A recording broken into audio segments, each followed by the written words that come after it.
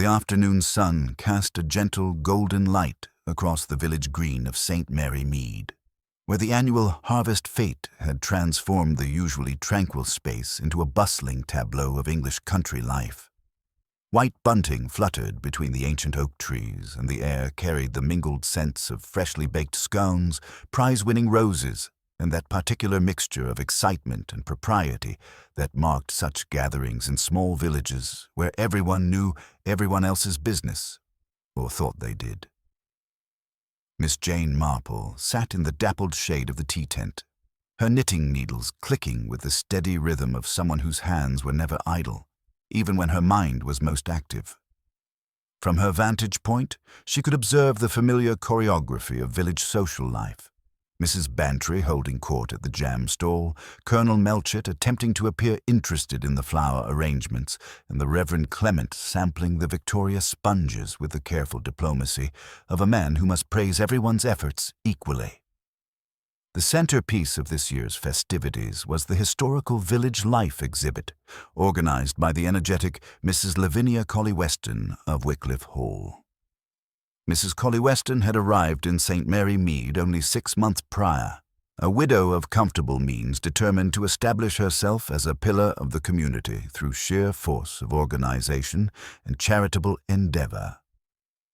Her latest project involved displays of traditional village customs through the ages, complete with christening gowns, courting samplers, and, despite some gentle objections from the vicar's wife, a rather comprehensive section on mourning practices. It was this latter display that had drawn the services of Mr. Silas Nettle, the village undertaker, a neat, precise man whose grandfather had been in the same profession. Mr. Nettle had contributed 2 small demonstration coffins, exquisitely crafted miniatures that showcased the family's traditional workmanship. They were beautiful things in their way, lined with black satin and fitted with proper brass handles, though scaled to perhaps 2/3 the size of their grim, practical counterparts. Educational value, Mrs. Colley-Weston had declared when Mrs. Clement had expressed reservations. We mustn't shy away from the realities of life, or death for that matter. These pieces represent generations of skilled craftsmanship. Miss Marple's attention was drawn to the young woman carefully arranging the mourning display. Elspeth Hart had been employed at Wycliffe Hall for barely 2 months, having arrived from London with references that Mrs. Colley-Weston had pronounced quite satisfactory, though Miss Marple had noticed that the girl carried herself with the particular wariness of someone who had learned not to expect kindness from the world. She was a small, dark-haired creature with quick, nervous movements and eyes that seemed to calculate the distance to the nearest exit in any room. She entered. Now, as Miss Marple watched, Elspeth lifted first one demonstration coffin, then the other, positioning them carefully on the display table. There was something in the way she handled them, a familiarity that seemed to go beyond the mere practicalities of arrangement. Her movements were economical, practiced, as though she had handled such things before. When Mrs. Dealtree, the village's most dedicated gossip, whispered rather too loudly that it was quite morbid, really, a young girl handling coffins like that, Elspeth's shoulders tensed, but she continued her work with determined efficiency. She carried both of them, Mrs. Dealtree continued to her companion, Dr. Haydock. 2 coffins at once. Most unseemly, if you ask me. There's something rather unsettling about it all. Dr. Haydock, a practical man with little patience for superstition, merely grunted his disagreement, but Miss Marple found herself studying Elspeth more closely. The girl's sleeves bore faint traces of furniture wax, and there was a small red mark on her thumb that might have come from handling metal fixtures. More intriguingly, when she thought no one was observing, Elspeth's gaze kept drifting toward Mr. Nettle, who stood near his van, speaking quietly with the vicar about some matter of apparent urgency. The afternoon proceeded with the gentle predictability of such events. Children ran between the stalls with sticky fingers and gap-toothed grins, while their parents navigated the complex social currents that flowed beneath the surface of village politeness. The raffle was announced, a fruit basket, a length of navy wool, and a mystery prize from Mr. Nettle that caused a flutter of curious speculation. It was then that the scream shattered the peaceful afternoon air. The sound came from the direction of the historical exhibit, sharp and terrible in its unexpectedness. Miss Marple set down her knitting with deliberate calm, though her pale blue eyes had sharpened with immediate attention. Around the fete, conversation faltered and died as heads turned toward the source of the disturbance. Dr. Haydock was the first to reach the scene, his medical training overriding social protocol. What he found there would be discussed in hushed tones throughout St. Mary Mead for months to come. Mr. Silas Nettle, the village undertaker, lying peacefully, too peacefully, inside one of his own demonstration coffins. The irony was not lost on anyone present. Mr. Nettle, who had spent his professional life preparing others for their final rest, had found his own eternal repose in a miniature version of his life's work. His hands were folded across his chest with the practiced precision of his trade, though not quite as carefully as he would have arranged them for a client. His face bore the serene expression of sleep, but his eyes stared sightlessly at the canvas roof of the tent above. "Good heavens," breathed Mrs. Colley Weston, her organizational composure finally cracking. "How on earth?" Dr. Haydock knelt beside the coffin, his fingers seeking a pulse he knew he would not find. After a moment, he looked up, his weathered face grave. "I'm afraid Mr. Nettle is quite dead. We must send for the police immediately." As the crowd pressed closer, despite entreaties to keep back, Miss Marple remained at the periphery, her keen gaze taking in details that others, in their shock and morbid curiosity, overlooked entirely. She noted the 4 brass screws that had been removed from the coffin lid and laid in a precise row on the display table, though 2 of them appeared to be of a slightly different manufacture than the others. She observed the small piece of black crepe that had somehow found its way beneath the table, folded with the kind of care that suggested it had been deliberately placed rather than accidentally dropped. Most significantly, she watched Elspeth Hart, who stood frozen beside the remaining coffin, her face drained of all color. The girl's hands trembled slightly, and there was something in her eyes. Not surprise, Miss Marple thought, but rather the terrible recognition of someone whose worst fears had just been realized. "Who discovered the body?" asked Constable Polk, who had arrived with commendable speed from the police house. "Miss Hart here," replied Mrs. Colley Weston, her voice carefully controlled. "She was arranging the display when she found him." Elspeth nodded mutely, her gaze fixed on some point beyond the assembled crowd. When pressed for details, she managed only to whisper that she had noticed Mr. Nettle was no longer at his stall and had come to check on the exhibit. The coffin lid had been askew, she said, and when she had lifted it to straighten the display— Miss Marple listened to this halting account with the same attention she might give to a particularly complex pattern in her knitting. There were threads here that didn't quite align, stitches that seemed to have been dropped and picked up again in a different place. The girl's story was plausible enough, but there were small inconsistencies. The way she avoided looking directly at the coffin, the manner in which she kept glancing toward the manor house as though expecting someone to appear. As the police began their preliminary investigation and the fate dissolved into clusters of shocked villagers sharing theories and speculation, Miss Marple gathered her knitting and rose slowly from her chair. The afternoon sun still shone with the same golden warmth, but something had changed irrevocably in the peaceful village of St. Mary Mead. A man was dead under circumstances that defied easy explanation, and Miss Marple had the distinct impression that this was only the beginning of a puzzle that would prove far more complex than it initially appeared. The maid who had carried 2 coffins with such practiced ease clearly knew more about death than a young woman from London should, and Miss Marple intended to discover exactly what secrets lay hidden beneath Elspeth Hart's carefully composed exterior. After all, in her considerable experience, those who are most familiar with the trappings of death often had the most compelling reasons to arrange it. The news of Mr. Nettle's peculiar demise spread through St. Mary Mead with the relentless efficiency of village gossip, each retelling adding fresh embellishments to an already extraordinary tale. By evening, the story had acquired a mythology of its own, transforming from simple tragedy into something far more sinister and compelling. At the post office, the Misses Hartnell held court with their customary authority on matters of moral significance. "A judgment, mark my words," declared the elder Miss Hartnell, arranging the evening mail with unnecessary vigor. Those miniature coffins were an invitation to wickedness. Death doesn't appreciate being made into a spectacle. Her sister nodded sagely, and that London girl handling them so familiarly. Most unnatural. Dead men don't climb into coffins by themselves, whatever Dr. Haydock might say about natural causes. In the tap room of the Blue Boar, Colonel Melchett expounded his theories with the confidence of a man who had read every detective novel in his considerable library. Poison, obviously. Something quick-acting.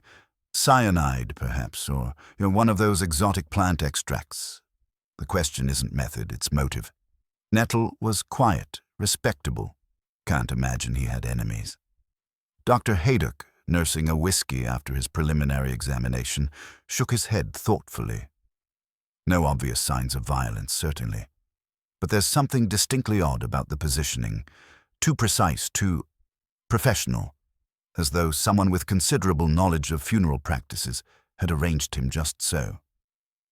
"The Hart girl?" suggested the publican, Mr. Dolly, polishing glasses with mechanical efficiency. "I'm not suggesting anything," Dr. Haydock replied carefully. "Merely observing that whoever placed Nettle in that coffin knew exactly how such things should be done." At Wycliffe Hall, Mrs. Colley Weston paced her drawing room with the agitated energy of a woman whose social triumph had been thoroughly ruined. Elspeth Hart perched on the edge of a chair, her hands folded with the rigid control of someone fighting to maintain composure. "This is absolutely disastrous," Mrs. Colley Weston declared, fixing her maid with an accusatory stare.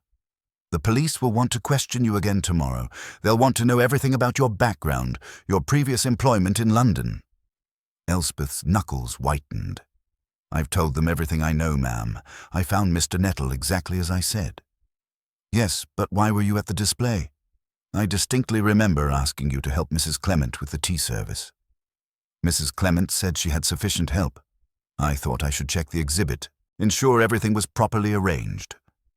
Elspeth's voice remained steady, but something flickered in her eyes, a wariness that suggested dangerous conversational waters. Mrs. Colley Weston's gaze sharpened. "You're quite certain you had no previous acquaintance with Mr. Nettle? You seemed remarkably familiar with his work methods." "I've never met him before today, ma'am." Meanwhile, Mrs. Dealtree had appointed herself the tragedy's unofficial chronicler, regaling anyone within earshot with increasingly dramatic accounts. "Mark my words, there's something distinctly unnatural about the whole business. That Hart creature handled those coffins like she was accustomed to such morbid work. 2 at once, mind you. And her face when they found the body, white as a sheet, but not surprised.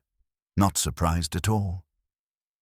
At the vicarage, Miss Marple sat with Mrs. Clement over tea that had grown cold during their discussion of the day's extraordinary events. The vicar's wife struggled to comprehend how such violence could intrude upon their peaceful community. "Poor Mr. Nettle," she murmured, absently stirring sugar into her lukewarm cup. "Such a quiet, respectable man. Who could possibly want to harm him?" Miss Marple set down her cup with characteristic precision. "That's assuming someone wanted to harm him specifically, my dear. Sometimes people die for reasons that have nothing to do with who they are, and everything to do with what they know, or what others fear they might discover."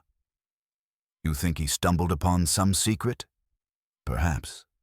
Or perhaps—" Miss Marple paused, her pale blue eyes focusing beyond the vicarage window.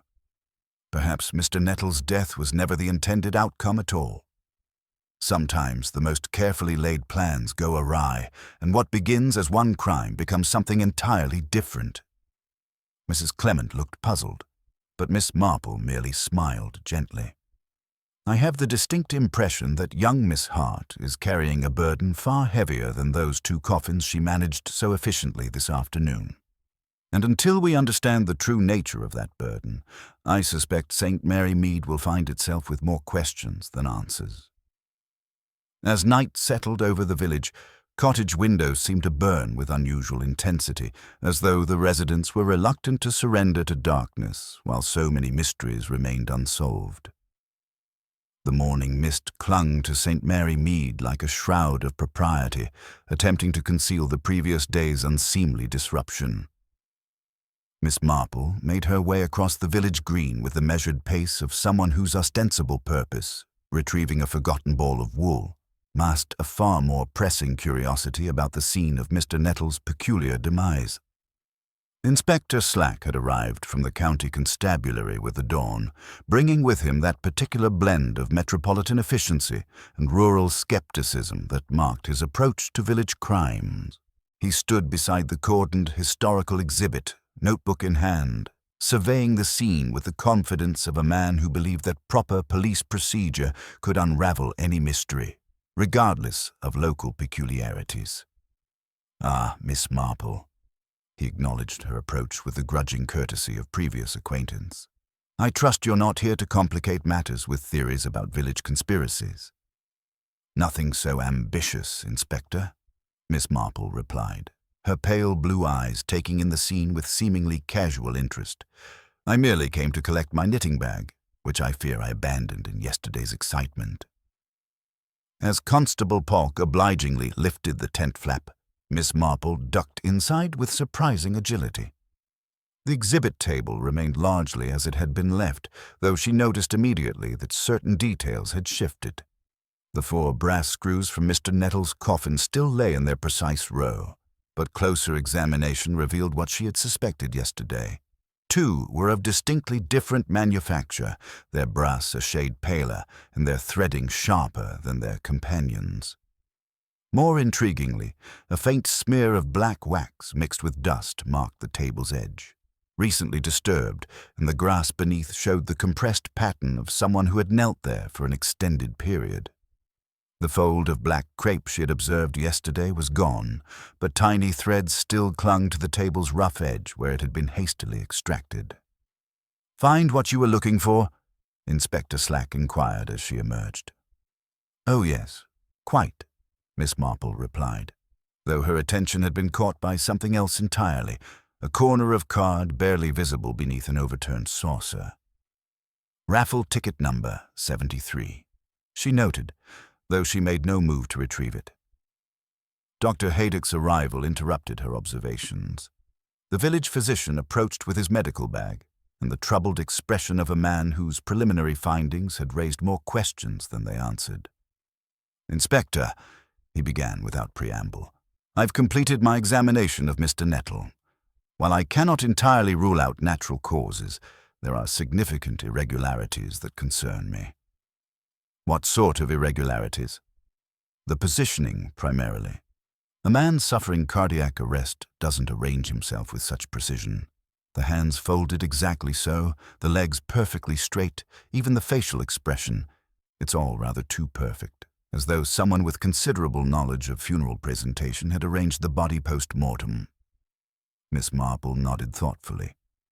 "Rather like a professional undertaker might arrange a client?" "Precisely. Or someone who had observed such arrangements closely enough to replicate them with remarkable accuracy." Inspector Slack's expression sharpened. "You're suggesting the Hart girl. She had opportunity, certainly, but what possible motive could a servant have for killing the village undertaker?" At that moment, Elspeth Hart herself appeared, crossing the green on some errand for Mrs. Colley Weston. Miss Marple observed the girl's careful avoidance of the exhibit area, the way her gaze flickered toward the vicarage before settling determinedly on the path ahead. There was something in that brief glance, not guilt precisely, but a wariness that spoke of dangerous knowledge carefully guarded. "Perhaps," Miss Marple suggested gently. "We should ask ourselves not what motive Miss Hart might have had for harming Mr. Nettle, but what reason she might have for being so familiar with his particular methods of work." Later, as the police continued their methodical investigation, Miss Marple found herself in conversation with Mrs. Dealtree, who had appointed herself the unofficial chronicler of the village's excitement. "They're saying it might have been his heart," Mrs. Dealtree confided, her voice dropping to a conspiratorial whisper. "But I ask you, who dies of a heart attack in a coffin? And that heart creature, she handled those morbid things like she was born to it. Most unnatural for a young woman, if you ask me." "Indeed," Miss Marple agreed mildly, "though familiarity often comes from necessity rather than choice." "Necessity?" Mrs. Dealtree's eyes brightened with the prospect of fresh gossip. "What sort of necessity would teach a girl such things?" Before Miss Marple could respond, Constable Polk approached with news that added yet another layer to the mystery. "Inspectors discovered something odd," he reported. "Mr. Nettle's business ledger has gone missing from his shop. His assistant swears it was there yesterday morning, and there's talk of a note, someone asking him to bring papers concerning Wycliffe after the raffle." Miss Marple's knitting needles paused in their steady rhythm. "How very interesting. And I don't suppose anyone has claimed that mystery prize Mr. Nettle was keeping in his van?" Polk looked surprised. "Why, no, miss. Funny thing, that. Ticket was called, but no one came forward. Prize has gone missing, too." As the afternoon wore on and the police completed their preliminary investigation, Miss Marple found herself reflecting on the curious collection of missing items. A ledger, a mysterious prize, and quite possibly the truth about Elspeth Hart's carefully concealed past. The girl's practiced handling of funeral accoutrements spoke of experience that went far beyond the normal duties of a lady's maid, while her nervous glances toward the vicarage suggested connections that ran deeper than casual employment. In Miss Marple's considerable experience, the most dangerous secrets were often those hidden in plain sight, disguised as perfectly ordinary competence. And she was beginning to suspect that young Elspeth Hart's competence in matters of death and burial was far from ordinary, a realization that cast an entirely different light on Mr. Nettle's precisely arranged final repose. The morning brought with it a discovery that transformed the entire complexion of the investigation. Mrs. Bantry, while tidying the remnants of her preserve store with characteristic thoroughness, found herself confronting a crumpled envelope that had somehow wedged itself beneath the display table during yesterday's commotion. The envelope bore Mr. Nettle's precise, professional handwriting and was addressed to Inspector Morrison, Criminal Investigation Department, New Scotland Yard. Inspector Slack received this intelligence with the grim satisfaction of a man whose methodical approach had been vindicated. The letter's contents, though brief, cast the undertaker's death in an entirely new and sinister light. Mr. Nettle had written of certain irregularities in burial documentation that had come to his attention, and his growing concern that fraudulent certificates and false registrations might have been processed through his establishment without his knowledge or consent. He was preparing to expose someone, Inspector Slack announced, his voice carrying across the morning room at Wycliffe Hall, where he had assembled the principal parties for questioning. Someone with intimate knowledge of burial procedures and access to official documentation, someone who stood to lose everything if these irregularities came to light.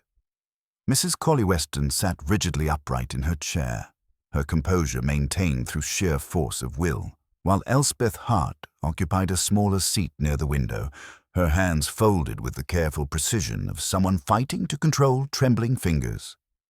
Miss Marple, present at Inspector Slack's grudging invitation, observed these proceedings with the quiet attention of someone whose knitting provided an excellent cover for more penetrating observations. "Miss Hart," Inspector Slack continued, his tone professionally courteous but unmistakably pointed, "I understand your previous employment in London involved the Ashford household in Bloomsbury. Perhaps you could provide us with more specific details about your duties there?"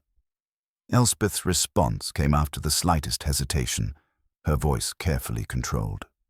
"General domestic duties, Inspector.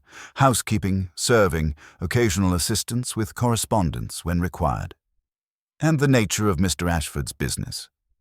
That is, I believe it involved various commercial interests. The family was quite private about such matters." Her gaze flickered momentarily toward the window, and Miss Marple noted how her knuckles whitened as she gripped her handkerchief more tightly. "How convenient," Inspector Slack observed dryly. "And when did the family relocate to the continent?" "Shortly before I accepted Mrs. Colley Weston's position. Mr. Ashford's business required it, I was told." Miss Marple's knitting needles maintained their steady rhythm as she processed this exchange. In her considerable experience, families who departed suddenly for continental business interests often had pressing reasons for avoiding continued scrutiny in England. Reasons that frequently involved matters best left unexamined by official authorities. The questioning continued with Inspector Slack's characteristic thoroughness, but Miss Marple found herself more intrigued by what remained unspoken than by the careful answers being provided. When the inspector mentioned that Mr. Nettle had been concerned about burial records and death certificates, Elspeth's reaction was immediate and telling. Not guilt, precisely, but a sharp recognition that suggested dangerous familiarity with such concerns. "I must say," Mrs. Colley Weston interjected with barely controlled irritation, "this line of questioning seems to suggest that my household is somehow involved in criminal activity. I can assure you that Miss Hart came with impeccable references." "References," Inspector Slack noted carefully, "that are proving remarkably difficult to verify beyond a forwarding address that leads to a closed postal box."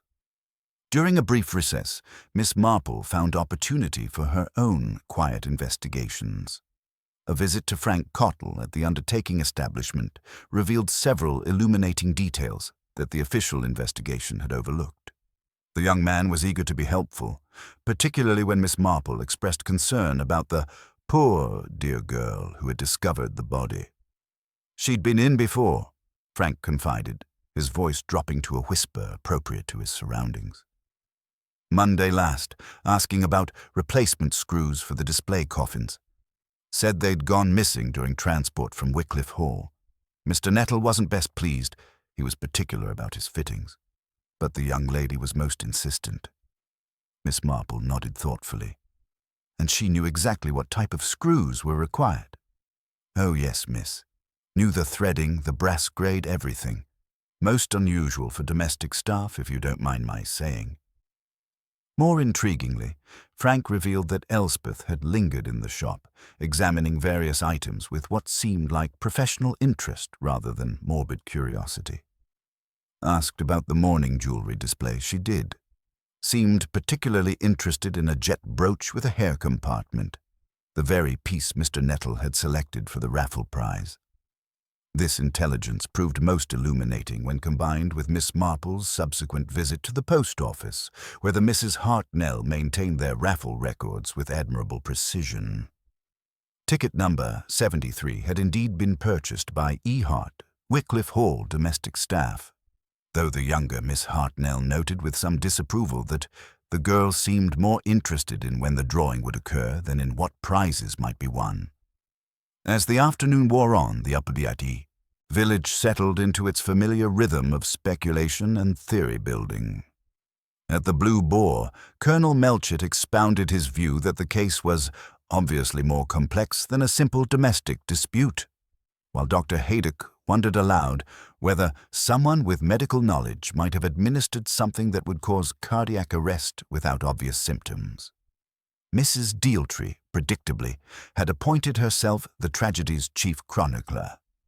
"Mark my words," she declared to anyone within earshot, "that Hart girl knows more than she's saying. The way she handled those coffins, the familiarity with undertaking procedures, it's not natural for a young woman of her supposed background." Yet Miss Marple found herself increasingly convinced that the obvious suspect was precisely that, and too obvious by half. Elspeth Hart was certainly concealing something significant about her past, but her behavior suggested someone protecting dangerous knowledge rather than hiding personal guilt. The girl's careful evasions about her London employment, her nervous glances toward the church when questioned about moral obligations, and, most tellingly, her vehement denial of any connection to undertaking work.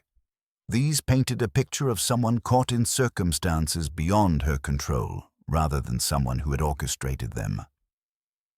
That evening, as Inspector Slack prepared to make what he clearly considered an inevitable arrest, Miss Marple reflected on the curious collection of evidence that had accumulated.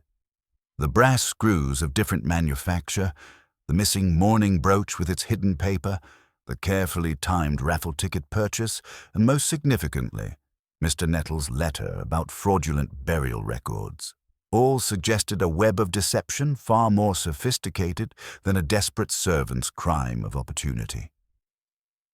In Miss Marple's considerable experience, the most dangerous criminals were often those who appeared most respectable, who used others' secrets and vulnerabilities to shield their own activities.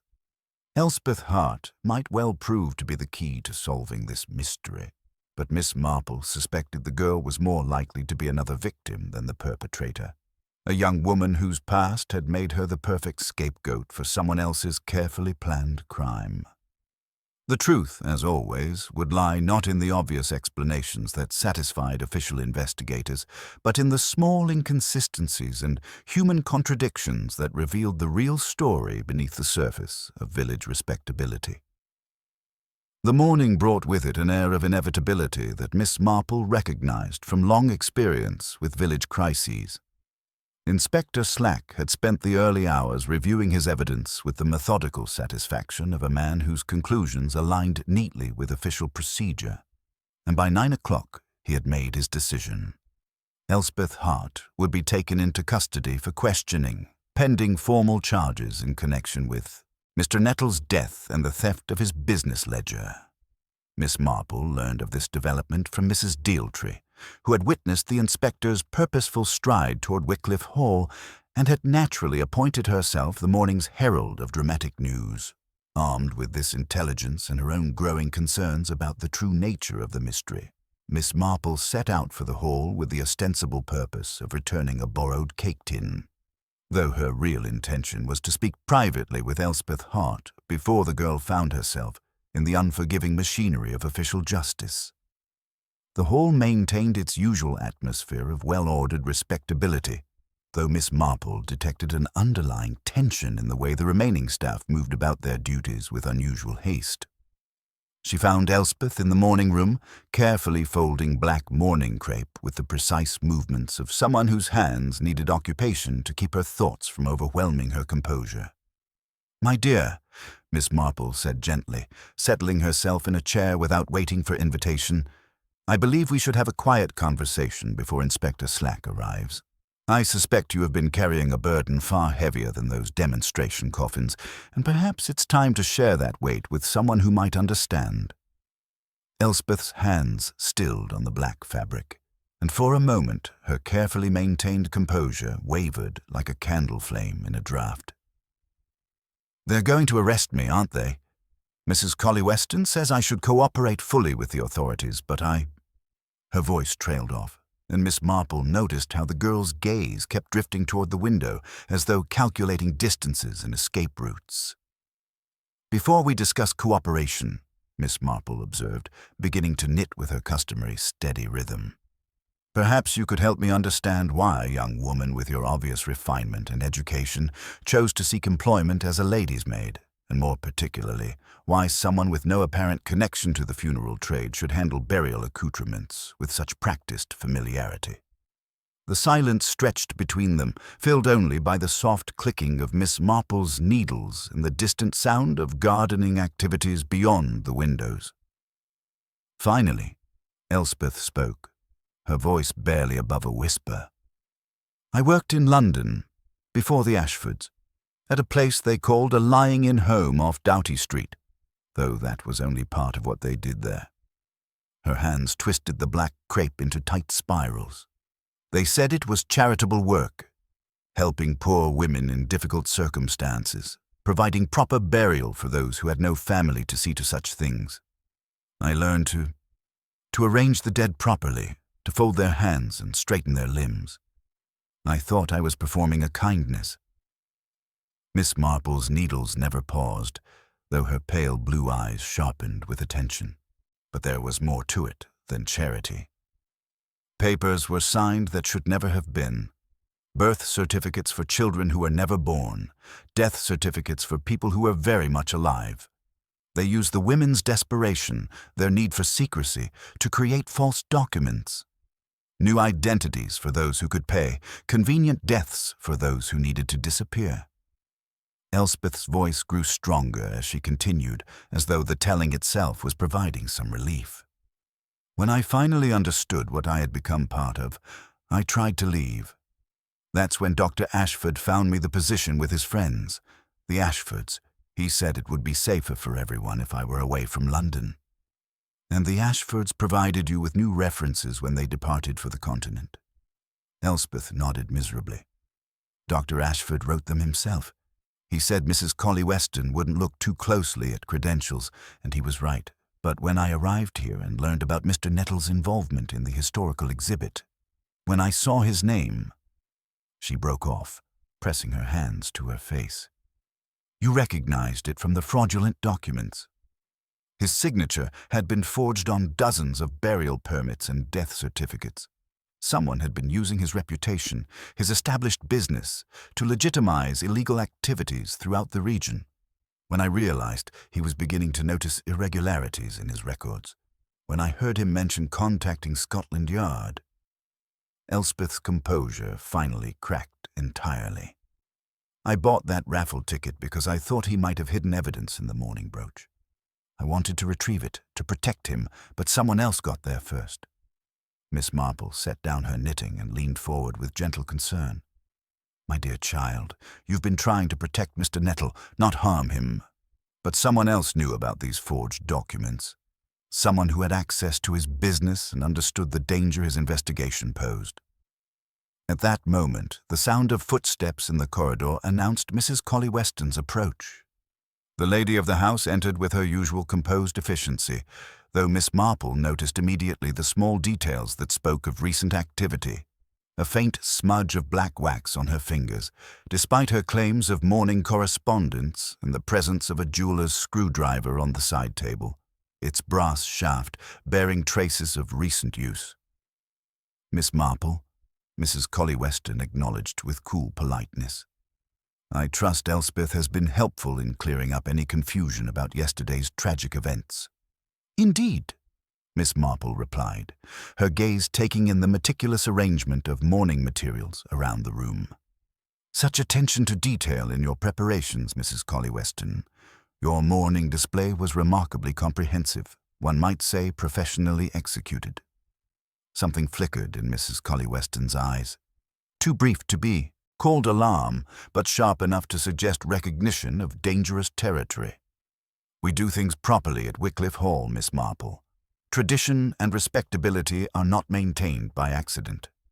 Quite so, Miss Marple agreed, noting how Mrs. Colley Weston's gaze had fixed momentarily on the jeweler's screwdriver before she moved to conceal it behind a vase of lilies. I was particularly impressed by the quality of your mourning crepe. Such fine material is difficult to obtain these days, and the way it was folded suggested considerable familiarity with funeral customs. Before Mrs. Colley Weston could respond, the sound of official voices in the entrance hall announced Inspector Slack's arrival. Elspeth rose with the resigned dignity of someone who had been expecting this moment, though her hands trembled as she smoothed her skirts. I should go to them, she said quietly. Perhaps if I tell them everything, they'll understand that I never meant any harm to come to Mr. Nettle. Miss Marple gathered her knitting with deliberate calm, though her mind was working furiously to process the implications of everything she had learned. The fraud scheme was far more extensive than a simple case of forged signatures. It represented a systematic exploitation of the funeral trade that would require intimate knowledge of burial procedures, official documentation, and the kind of social connections that could provide credible references for fleeing accomplices. As Inspector Slack's voice grew louder in the corridor, Miss Marple found herself reflecting on the curious fact that Mrs. Colley Weston had been so eager to establish herself as a pillar of village respectability despite having arrived only 6 months prior. In her considerable experience, those who worked hardest to appear above suspicion often had the most compelling reasons to avoid scrutiny. The maid who had carried 2 coffins was indeed central to this mystery. But Miss Marple was beginning to suspect that the most dangerous secrets in Wycliffe Hall belonged not to the servant, but to the mistress who had been so conveniently positioned to exploit them. The grey police motor car disappeared down the lane toward the county headquarters, with Elspeth Hart seated rigidly in its back seat, her small figure dwarfed by the official machinery of justice that had claimed her. The village watched its departure with a peculiar mixture of satisfaction and unease that always accompanied such dramatic conclusions, though Miss Marple found herself increasingly troubled by the very tidiness of the resolution.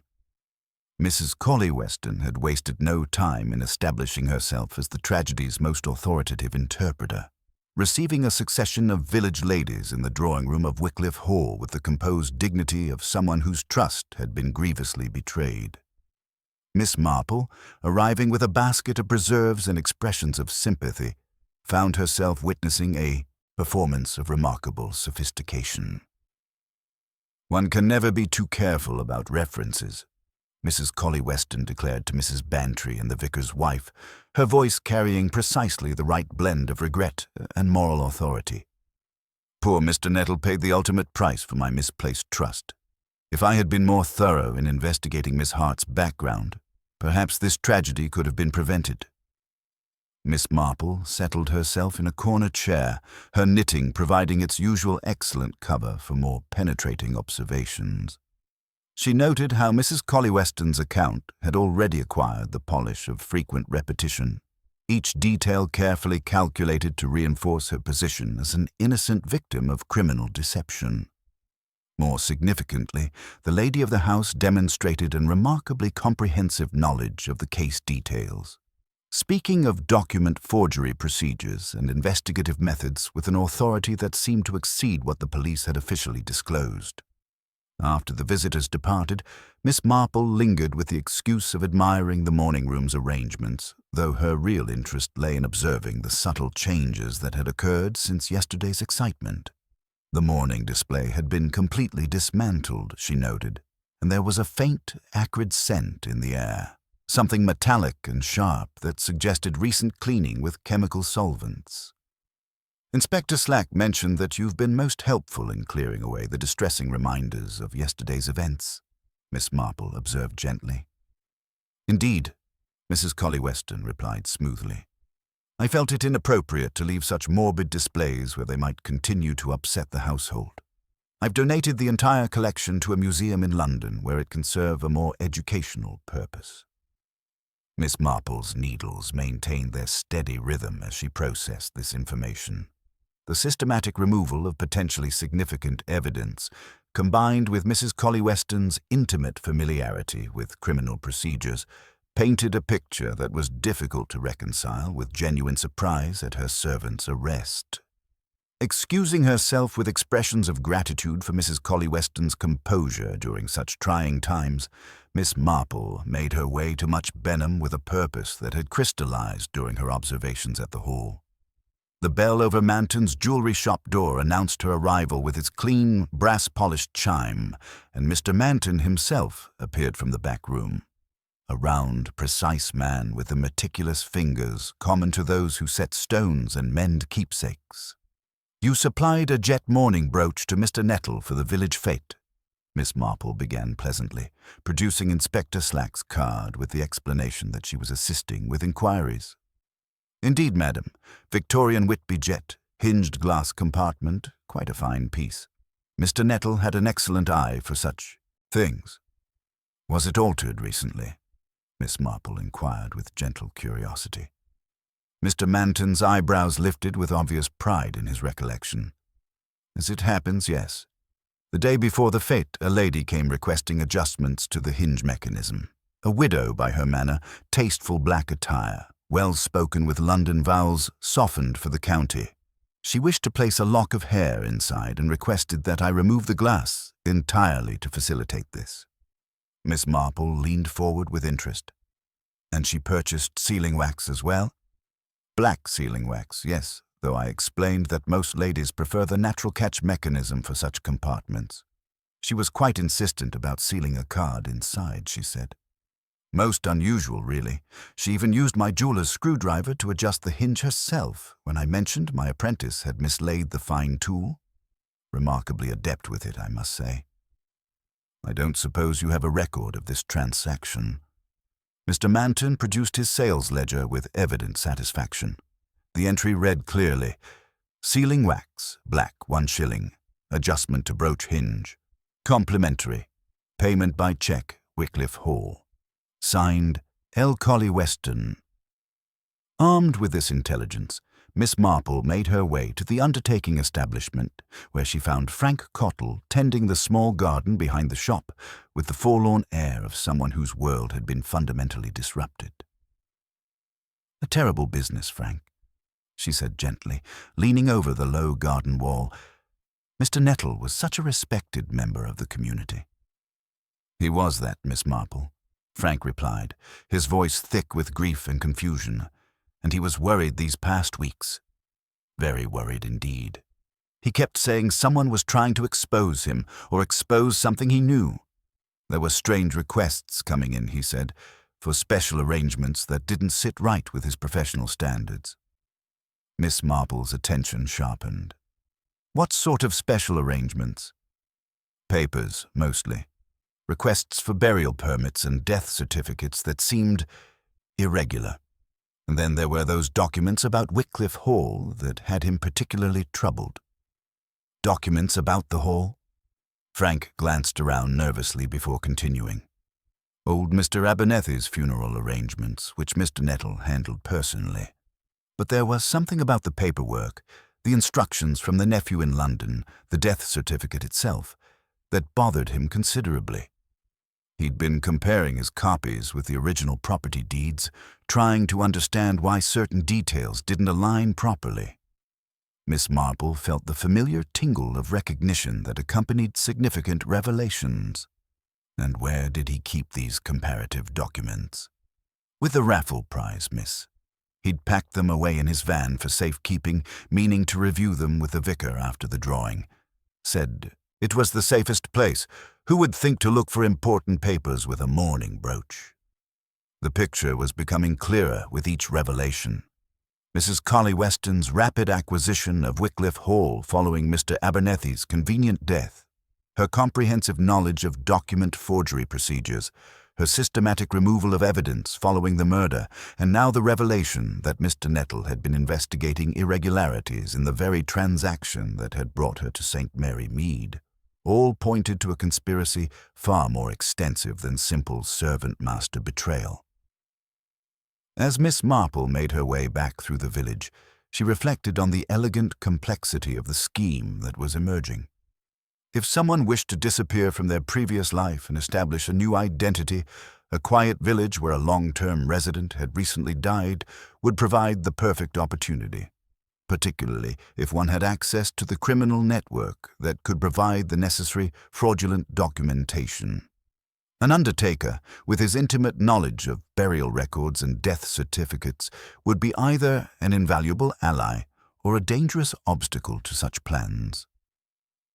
The mourning brooch with its hidden compartment, the carefully timed raffle ticket purchase, the replacement coffin screws of different manufacture, all suggested not the desperate improvisation of a cornered servant, but the methodical execution of a plan designed to eliminate a threat to a carefully constructed new life. Mrs. Colley Weston's performance as the betrayed employer was masterful in its attention to detail, but Miss Marple had noticed the small inconsistencies that revealed the actress beneath the role. The too comprehensive knowledge of criminal procedures, the suspiciously efficient removal of evidence, and most tellingly, the jeweller's screwdriver that had been hastily concealed beneath an inkwell, its brass shaft still bearing traces of black sealing wax. In Miss Marple's considerable experience, the most successful criminals were often those who appeared most respectable, who used others' secrets and vulnerabilities to shield their own activities, and she was becoming increasingly convinced that the Lady of Wycliffe Hall had orchestrated not merely the cover-up of Mr. Nettle's murder, but quite possibly the entire scheme of which his death was merely the most recent and desperate measure. The maid who had carried 2 coffins might indeed hold the key to the mystery, but Miss Marple suspected that the most significant burden had been carried by someone else entirely, someone whose respectability provided the perfect disguise for activities that would shock even the most worldly residents of St. Mary Mead. The truth, as always, lay not in the obvious explanations that satisfied official investigators, but in the small inconsistencies and carefully concealed connections that revealed the real story beneath the surface of village propriety.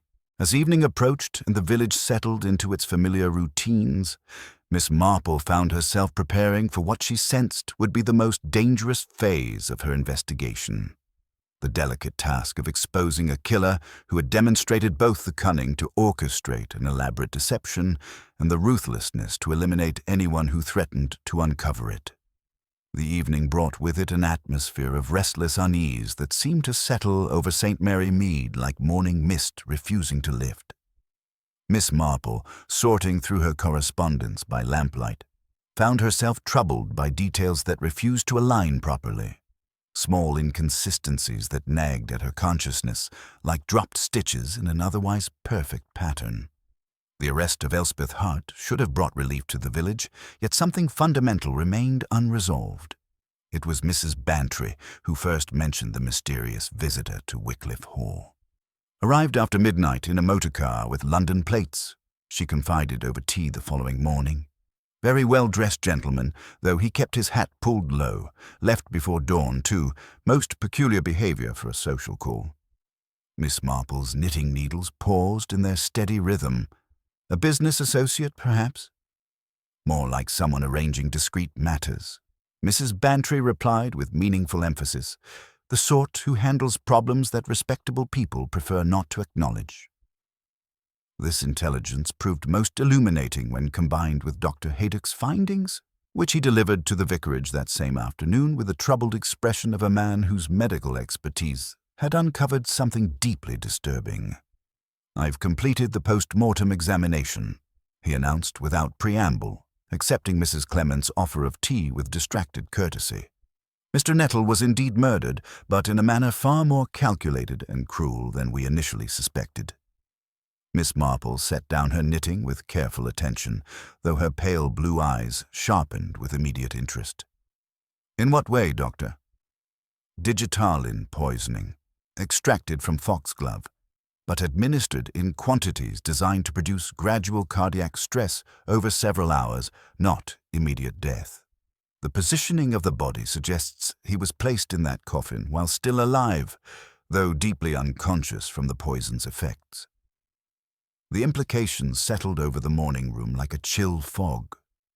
Mrs. Clement pressed her hand to her throat in horror, while Miss Marple absorbed the full meaning of this revelation. "A particularly cruel method," she observed quietly.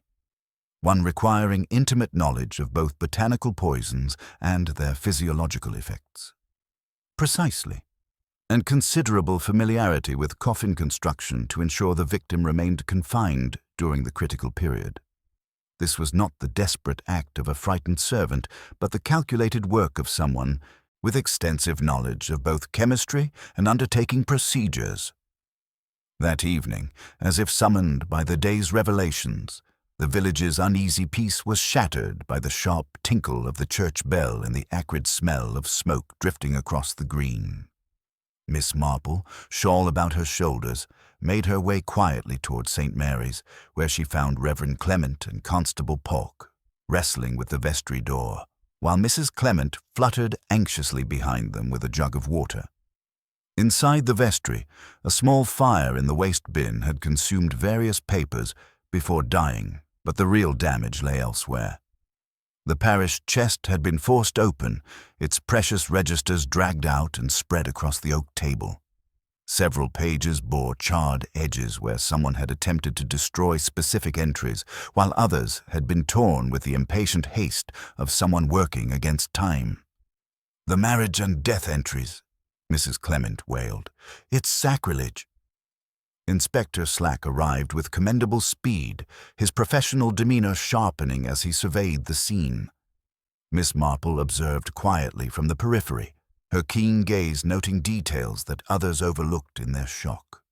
A smear of black wax had been ground into the vestry rug near the table leg, and a stub of sealing wax lay hidden beneath the skirting. Most tellingly, the windowsill bore a faint crescent of face powder, the expensive orris-scented preparation favored by ladies of fashion. "Someone's been looking for specific records," Inspector Slack observed grimly, examining the damaged registers. "And they found what they were after.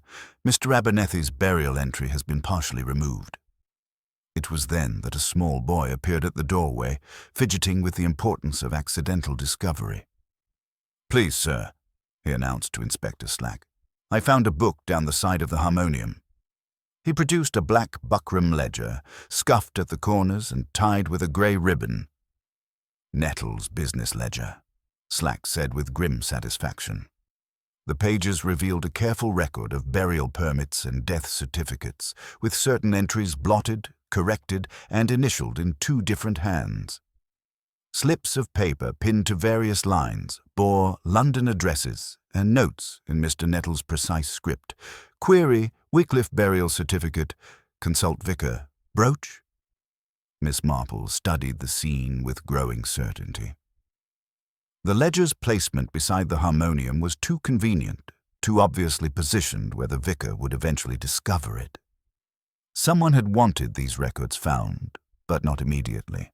A gesture of misdirection that suggested careful planning rather than desperate improvisation. "Inspector," she said gently, "might I observe that whoever orchestrated this break-in has grown increasingly careless?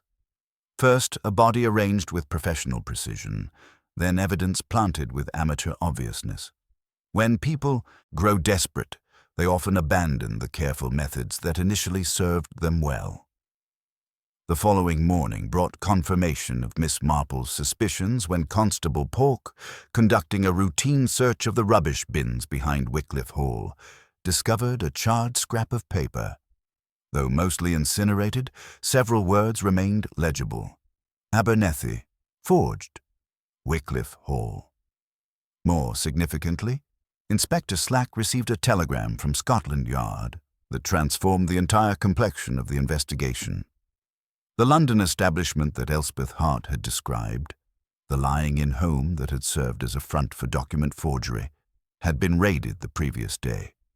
Its proprietor had fled, but not before investigators discovered extensive records of fraudulent birth and death certificates, many bearing forged signatures from undertakers throughout the southern counties.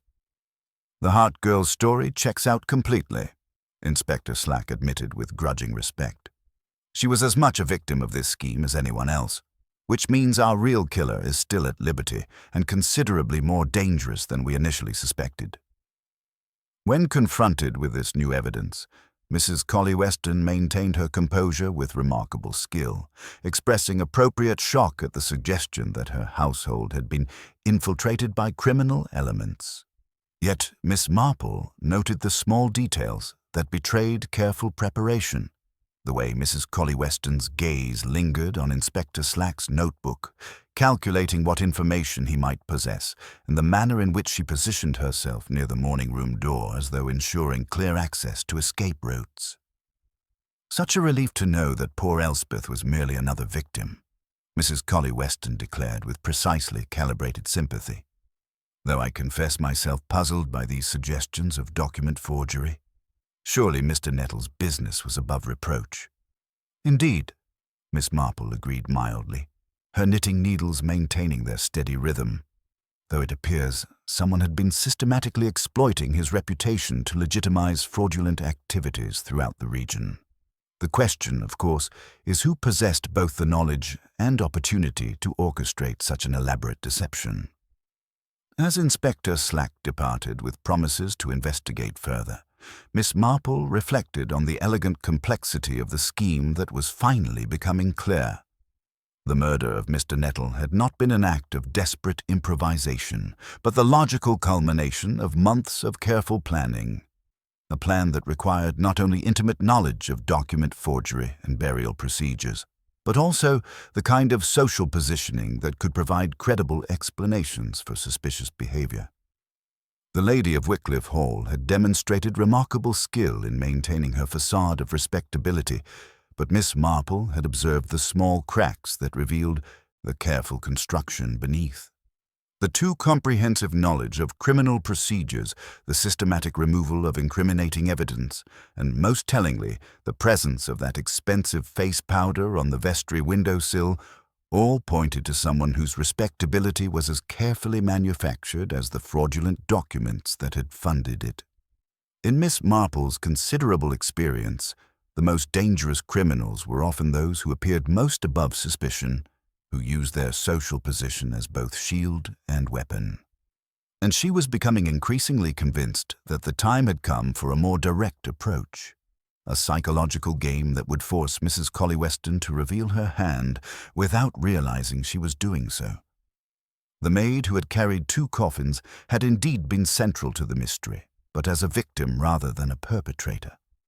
The real burden had been carried by someone else entirely, someone whose respectability provided the perfect disguise for activities that would shock even the most worldly residents of St. Mary Mead. And Miss Marple intended to ensure that this carefully constructed facade would soon crumble under the weight of its own contradictions. The vicarage drawing-room had been arranged with Miss Marple's characteristic attention to seemingly innocent details. Mrs. Clement had set out her finest china, delicate cups painted with violets, while a slender vase on the occasional table held a spray of foxglove, their purple bells nodding with deceptive beauty above the white tablecloth. Dr. Haydock, entering to find this botanical display, paused with the sharp recognition of a medical man who understood the deadly potential concealed within such pastoral charm. "From my little border by the back path," Miss Marple murmured apologetically, her pale blue eyes twinkling with what might have been innocent pleasure in her garden's bounty. One does forget how very potent beauty can be. Mrs. Colley Weston arrived with the punctuality that marked those accustomed to controlling their environment through precise scheduling. She crossed the threshold with perfect composure, her mourning attire lending her an air of dignified sorrow, though Miss Marple noted the fractional pause as her gaze registered the foxglove arrangement before settling into polite approval. "How lovely," she said smoothly, accepting tea with practiced grace. "One feels so reassured by proper attention to detail in troubled times." Inspector Slack followed moments later, his boots bearing traces of the morning's investigative work, settling with the solid patience of a man prepared to observe rather than direct the proceedings. Miss Marple had requested his presence with the explanation that certain matters required official witness, though she had been characteristically vague about specifics. "Such a relief about poor Elspeth's release," Miss Marple began, her knitting needles establishing their familiar rhythm. "Though I confess myself intrigued by certain aspects of the case that continue to puzzle me. The mourning brooch from the raffle, for instance.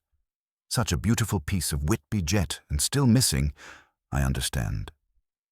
Mrs. Colley Weston's teacup paused halfway to her lips, a movement so slight it might have been attributed to careful attention to temperature. A trivial matter surely, given the tragic circumstances. These things have a way of appearing when least expected. "Indeed they do," Miss Marple agreed pleasantly. Though Mr. Manton at the jewelry shop in Much Benham provided such interesting details about its recent history. The secret compartment, you know, he mentioned adjusting the hinge mechanism for a lady who wished to seal something inside. Black sealing wax, most unusual for such a piece. He even recalled her remarkable skill with a jeweler's screwdriver. The silence that followed carried weight beyond its brief duration.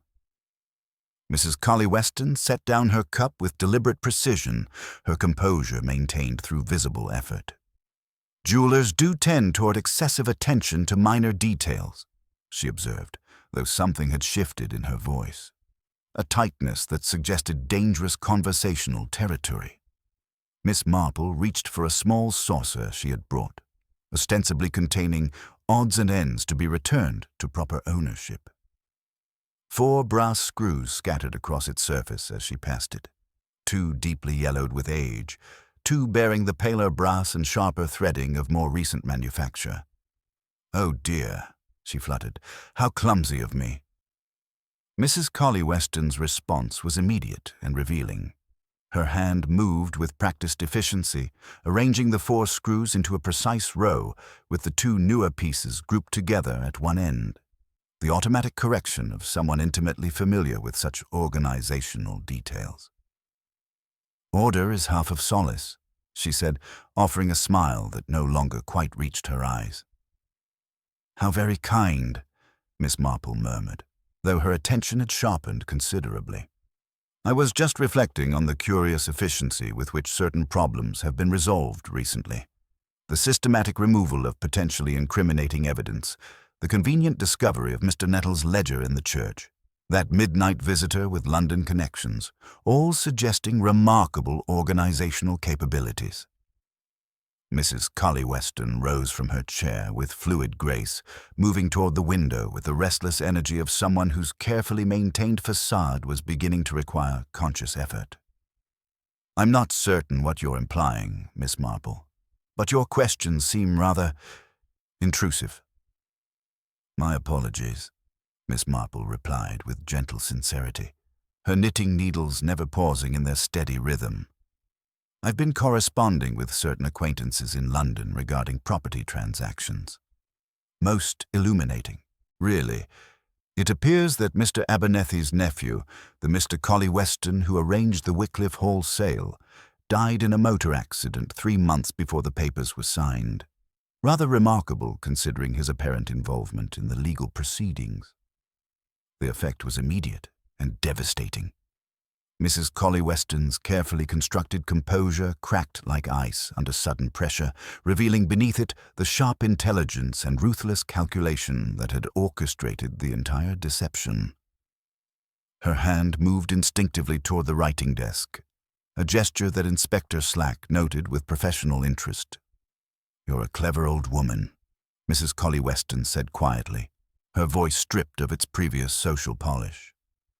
"But cleverness can be dangerous when it threatens the wrong people." "Indeed it can," Miss Marple agreed pleasantly, "though I've found that the most dangerous threats often come from those who appear most respectable. The London establishment that specialized in fraudulent documentation, for instance.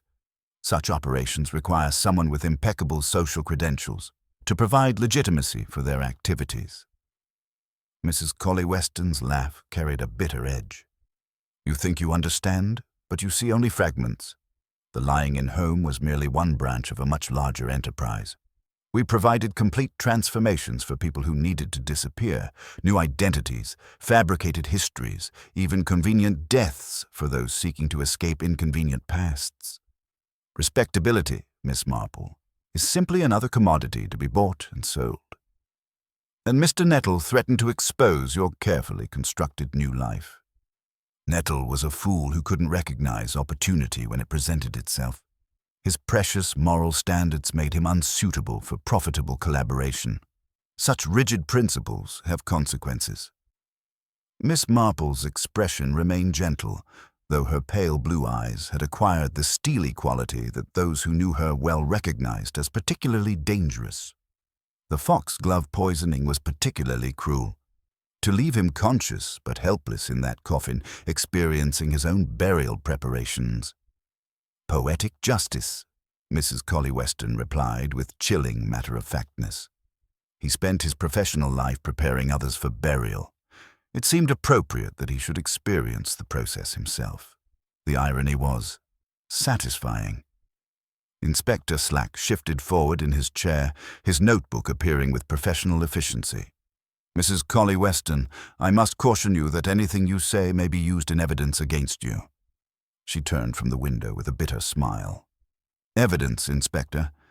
Miss Marple has been quite thorough in her deductions, but proving criminal activity requires more than clever observations and suspicious coincidences."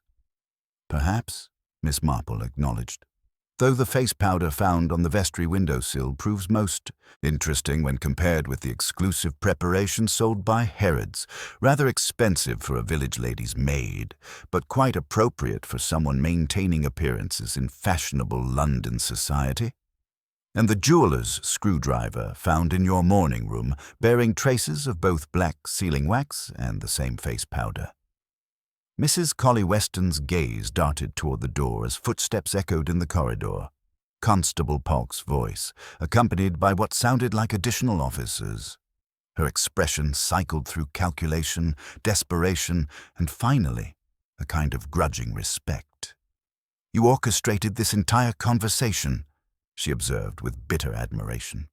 "The timing, the questions, even the inspector's presence, all carefully arranged to force my confession." "I merely provided the opportunity for truth to emerge," Miss Marple replied gently, "though I confess I hoped you might choose honesty over continued deception. Such elaborate schemes inevitably collapse under their own complexity, and the human cost becomes unconscionable." As the official knock echoed through the morning room, Mrs. Colley Weston straightened her shoulders with the dignity of someone who had always known this moment might come. "I want it understood that Elspeth Hart was never complicit in any of this. She was merely another victim, like poor Nettle himself, a convenient scapegoat whose past made her useful for my purposes." Miss Marple nodded with gentle acknowledgement of this final gesture toward decency. "I believe Inspector Slack will find that distinction important when considering the full scope of the charges." The door opened to admit the machinery of official justice, but Miss Marple found herself reflecting not on the satisfaction of successful detection, but on the tragic waste of intelligence and capability that had been channeled toward such destructive ends.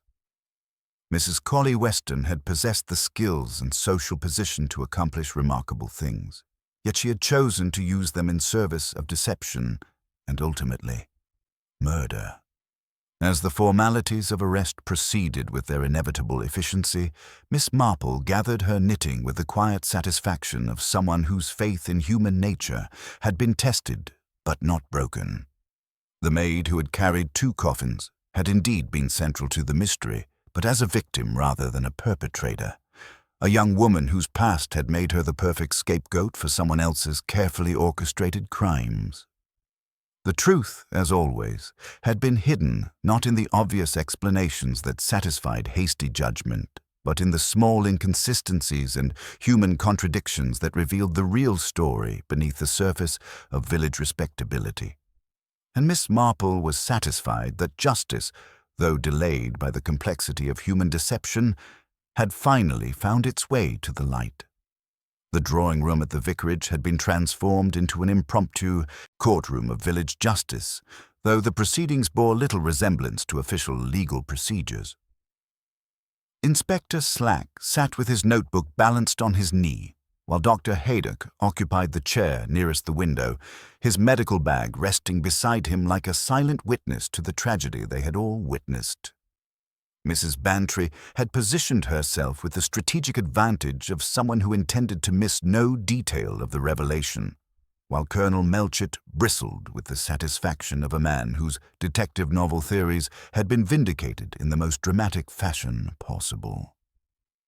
Elspeth Hart sat small and very still near the tea table, her hands folded with the careful precision of someone who had learned not to trust in the permanence of safety.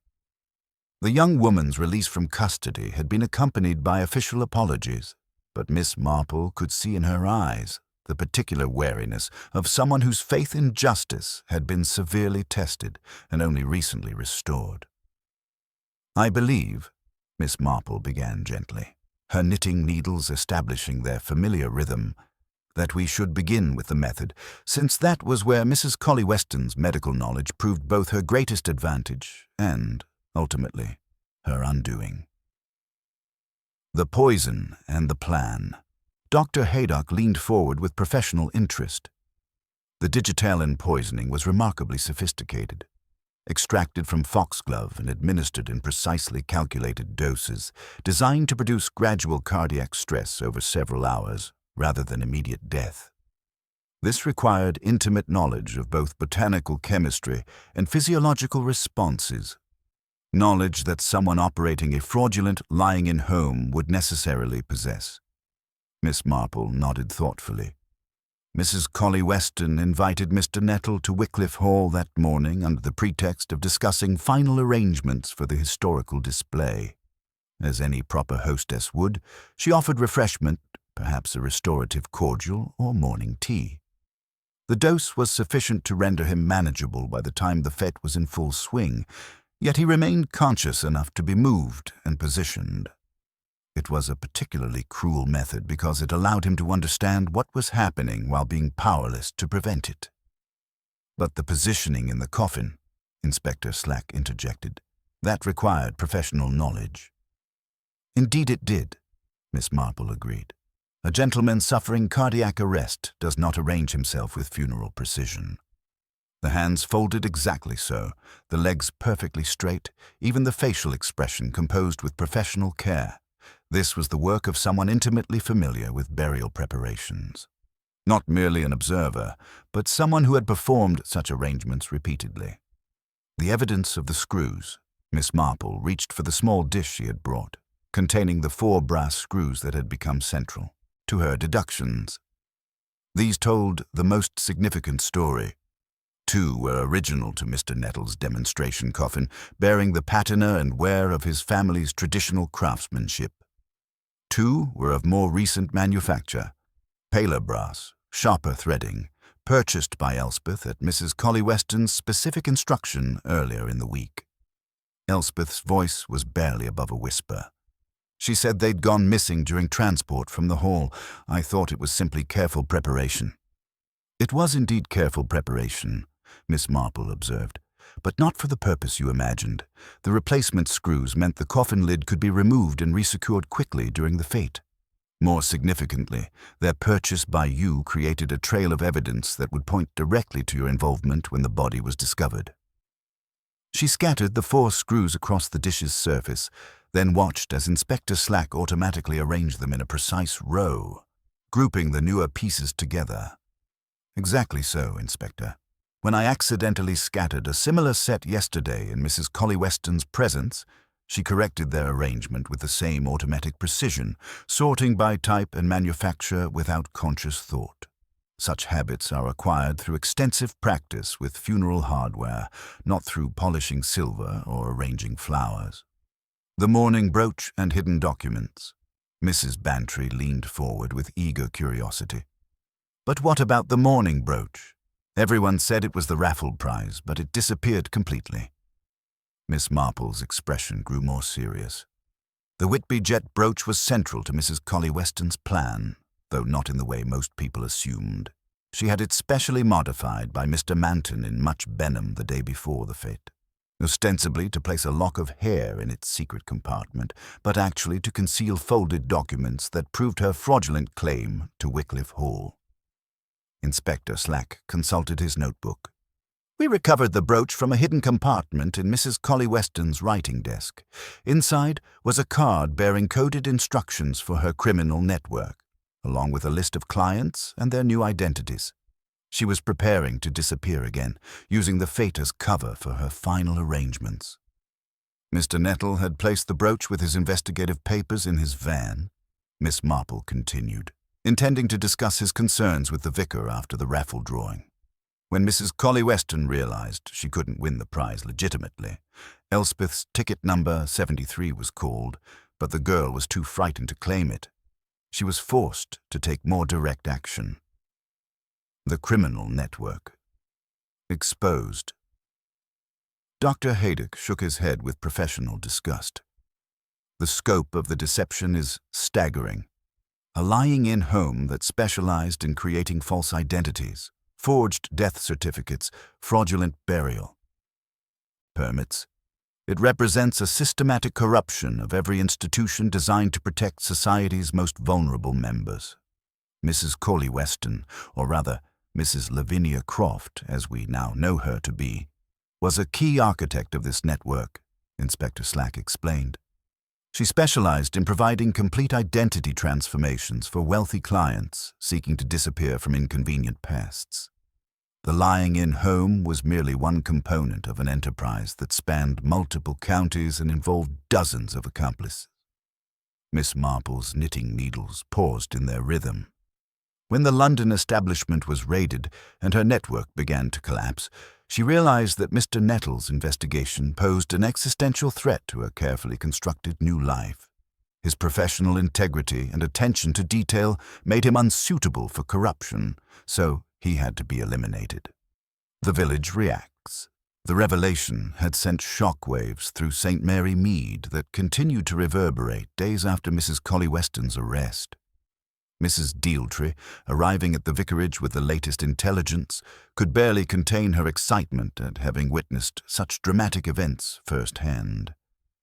To think we welcomed her into our homes, our church committees, our most private gatherings, she declared, fanning herself with obvious agitation. It makes one question everything about the nature of trust and respectability. Colonel Melchett, whose detective novel, Enthusiasms had been thoroughly vindicated, found himself both thrilled and disturbed by the proximity of such sophisticated criminality. One expects such things in sensation novels, perhaps, but not in one's own village. It rather shakes one's faith in the reliability of appearances. Elspeth's vindication. The young woman who had been so recently under suspicion of murder now found herself the object of village sympathy and support. Mrs. Clement had taken her under her wing with characteristic kindness, while Miss Marple ensured that her role as an unwilling victim of the criminal network was properly understood and documented. "I still find it difficult to comprehend," Elspeth said quietly, her voice gaining strength as she spoke. Mrs. Collie Weston knew exactly how to use people, how to make them trust her, while exploiting their vulnerabilities. She used my genuine connection to the London operation, however unwilling, to make me the perfect scapegoat for her crimes. Miss Marple reached across to pat the girl's hand with gentle reassurance. "You showed remarkable courage in trying to protect Mr. Nettle, even when it meant risking your own safety.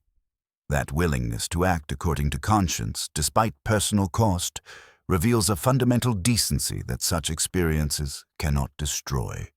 The broader implications. As the immediate drama of arrest and revelation settled into the village's collective memory, Miss Marple found herself reflecting on the broader lessons embedded within the case. The murder of Mr. Nettle had been solved and justice would be served, but something fundamental had shifted in St. Mary Mead's understanding of itself and the world beyond its borders. "The most dangerous criminals," she observed to the assembled company, "are often those who appear most respectable, who use their social position as both shield and weapon." Mrs. Collie Weston's greatest skill was her ability to project exactly the image that would inspire trust and deflect suspicion. Dr. Haydock nodded with the wisdom of someone whose medical practice had exposed him to the full spectrum of human nature. Evil exists everywhere, though it often disguises itself as respectability and charitable concern.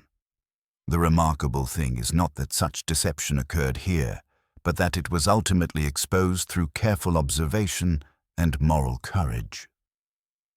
Miss Marple's final reflection. As the evening drew toward its close and the various participants prepared to return to their homes, Miss Marple gathered her knitting with the quiet satisfaction of someone whose faith in human nature had been tested but ultimately confirmed. The case had revealed the depths of human cunning and ruthlessness, but it had also demonstrated the power of truth to emerge from even the most carefully constructed deceptions. "It is an old lesson," she said to no one in particular, her pale blue eyes twinkling with gentle wisdom. "Evil wraps itself most carefully in proper appearances, but the edges always fray eventually. Small inconsistencies reveal larger patterns. Dropped stitches expose the flaws in even the most elaborate designs." The maid who had carried 2 coffins had indeed been central to this deadly mystery, but her role had been that of victim rather than perpetrator, a young woman whose past had made her vulnerable to exploitation by those who preyed upon others' desperation and need for secrecy. Her vindication served as a reminder that justice, though sometimes delayed by the complexity of human deception, would ultimately prevail through the patient application of observation, logic, and moral courage. As Miss Marple made her way home through the familiar streets of St. Mary Mead, she reflected on the curious satisfaction that came from seeing truth triumph over falsehood. The village would return to its routines with a newfound appreciation for the complexity that could hide beneath the most respectable surfaces, but also with renewed confidence in the power of community vigilance and individual conscience to protect against those who would exploit trust for criminal purposes. The case was closed, but its lessons would endure, a testament to the enduring truth that human nature, in all its contradictory complexity, remains ultimately knowable to those who possess the patience and wisdom to observe its patterns with both compassion and unwavering moral clarity. The drawing room at the vicarage had been arranged with Miss Marple's characteristic attention to detail, though this time her purpose extended far beyond the simple courtesies of afternoon tea. The assembled company, Inspector Slack with his official notebook, Dr. Haydock bearing the weight of medical testimony, Mrs. Bantry and Colonel Melchett representing the village's collective curiosity, and most importantly, Elspeth Hart sitting beside Mrs. Clement with the fragile composure of someone whose innocence had finally been recognized, created an atmosphere of expectant solemnity that marked the conclusion of extraordinary events. Miss Marple settled herself with her knitting, though her pale blue eyes held the sharp clarity of someone prepared to illuminate the darkest corners of human deception. "My dear friends," she began gently, "we have witnessed a tragedy that extends far beyond the death of poor Mr. Nettle, though his murder was indeed the culmination of a scheme so elaborate and ruthless that it challenges our understanding of the depths to which human cunning can descend.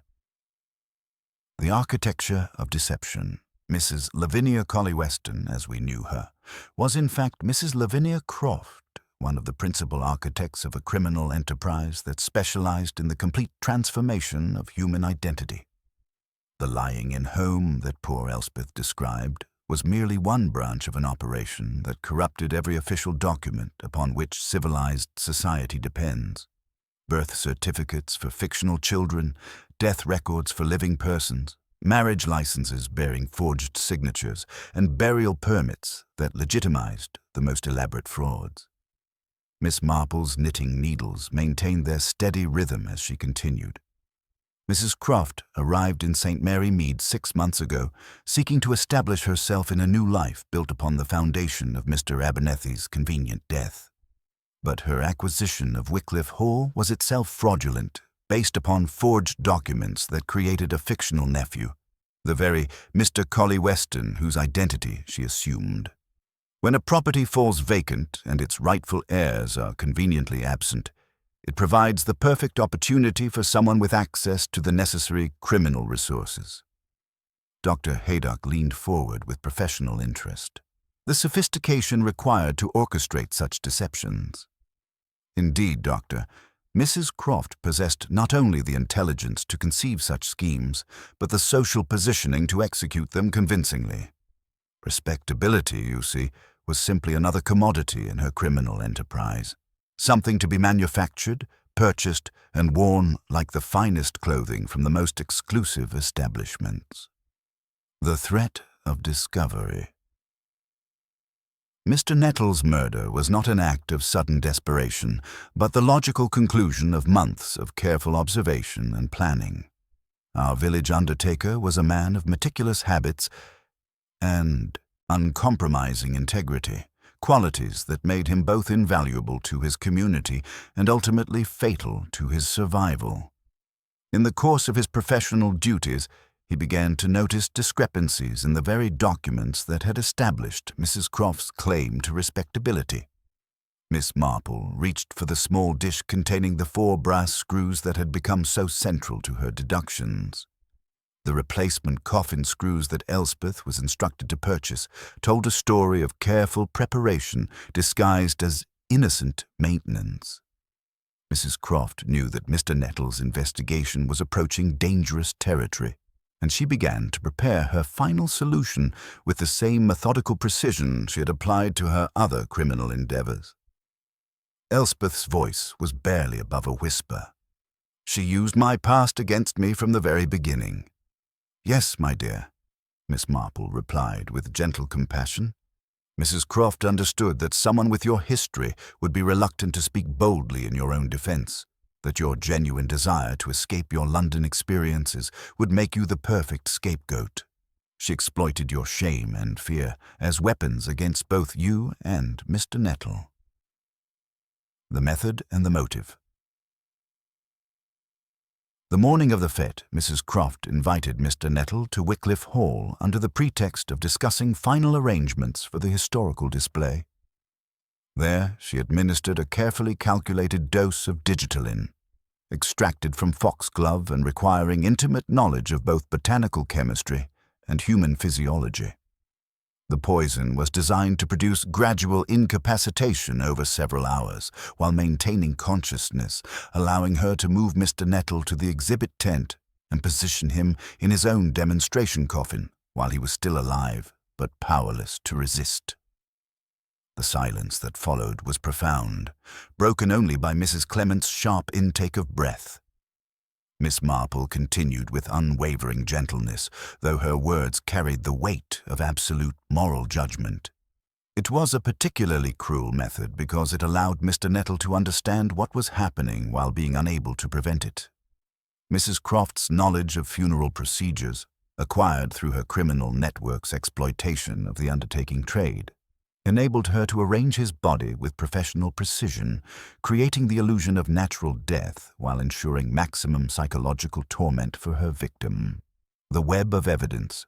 Inspector Slack consulted his notebook with professional satisfaction. The mourning brooch with its hidden compartment contained Mr. Nettle's investigative notes about the Wycliffe Hall fraud, along with early drafts of his letter to Scotland Yard. When Elspeth failed to claim the raffle prize, Mrs. Croft was forced to steal it herself. Precisely, Inspector, and the subsequent fire at the vestry, along with the convenient discovery of Mr. Nettle's ledger, represented increasingly desperate attempts at misdirection. The expensive face powder found on the windowsill, the jeweler's screwdriver bearing traces of black sealing wax, the automatic sorting of brass screws by manufacture, all revealed the careful construction beneath Mrs. Croft's facade of respectability. Miss Marple set down her knitting and regarded the assembled company with the wisdom of someone who had spent decades observing the full spectrum of human behavior. The most dangerous criminals, my dear friends, are often those who appear most above suspicion. They understand that evil wraps itself most carefully in proper appearances, using social position as both shield and weapon. The resolution and reflection. Mrs. Croft has been sentenced to life imprisonment, and the criminal network she helped to architect has been systematically dismantled by Scotland Yard.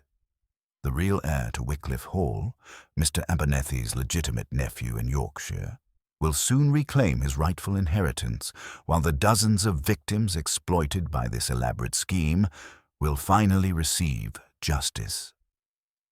Elspeth Hart spoke with growing strength in her voice. "I still find it difficult to comprehend how someone could use others' desperation so callously.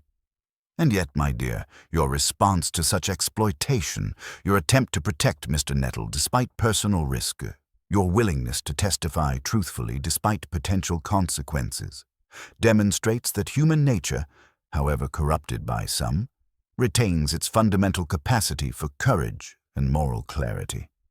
The village heals.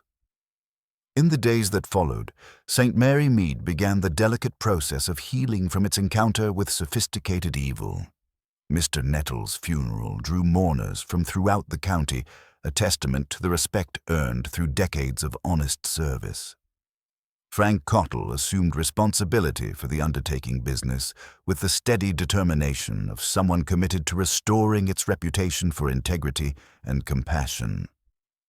The parish registers, scorched and torn during Mrs. Croft's desperate attempt to destroy evidence, were painstakingly restored through the combined efforts of Reverend Clement and Miss Marple, whose precise handwriting and remarkable memory for village genealogy proved invaluable in recreating what malice had attempted to erase.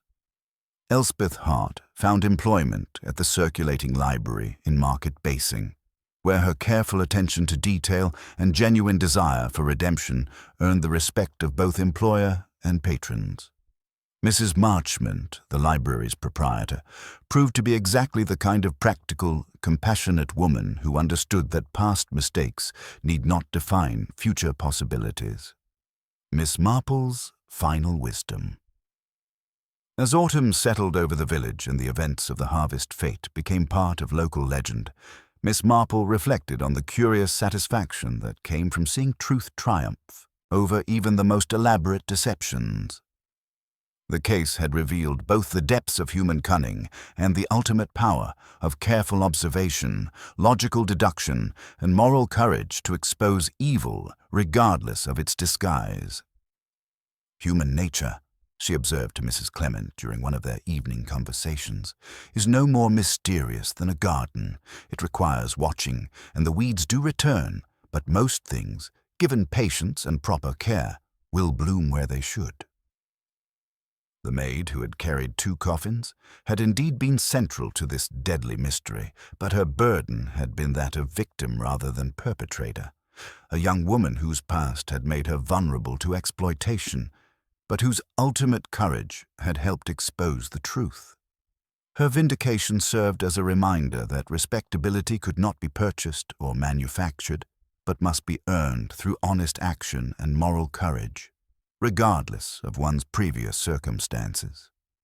As the familiar rhythms of village life reasserted themselves, Miss Marple found comfort in the enduring truth that while evil might disguise itself in the finest clothing and most respectable addresses, it could never entirely conceal the small inconsistencies and human contradictions that revealed its true nature to those with the patience and wisdom to observe them carefully. The patterns of human behavior remained constant across all social strata, and those who learned to read them with both compassion and unwavering moral clarity would always find that truth, however carefully buried, would ultimately emerge into the light of justice. In this, as in all her cases, Miss Marple had discovered once again that the most profound mysteries were often solved not through dramatic revelations, but through the quiet accumulation of small observations and the steady application of human understanding to the eternal puzzle of human nature itself.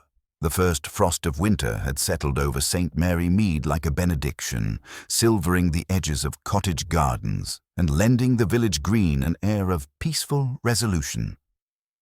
The events of the harvest fete had passed into local legend, though the telling had grown gentler with time, as village stories do when their sharp edges are worn smooth by repetition and the healing passage of seasons.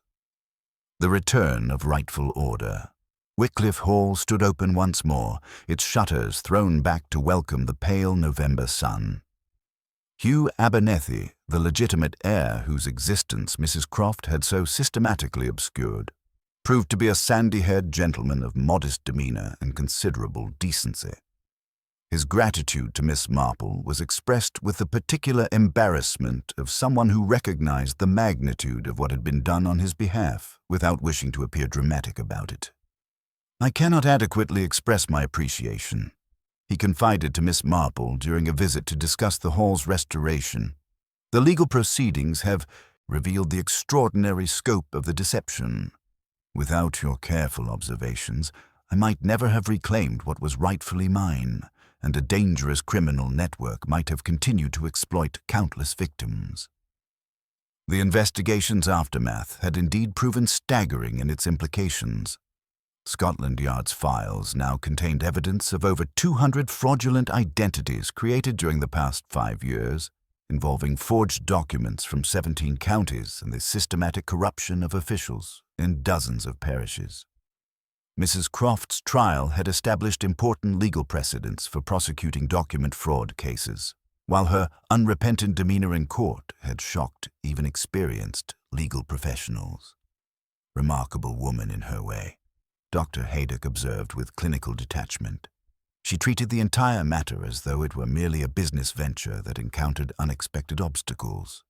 Expressed genuine puzzlement that anyone would consider her methods particularly cruel. Apparently viewed Mr. Nettle's murder as simply the most efficient solution to a practical problem. Elspeth's new beginning. At the market, Basing's circulating library, where the afternoon light slanted through tall windows onto orderly shelves, Elspeth Hart had found the peace that comes from honest work and genuine acceptance. Mrs. Marchmont, the library's proprietor, had proven to be exactly the kind of practical, compassionate woman who understood that past mistakes need not define future possibilities. Miss Marple visited on a crisp December afternoon, bringing with her a small velvet box that had belonged to a long-departed cousin. Inside lay a narrow bar brooch of plain white enamel, unsentimental, bright, and untainted by dark associations.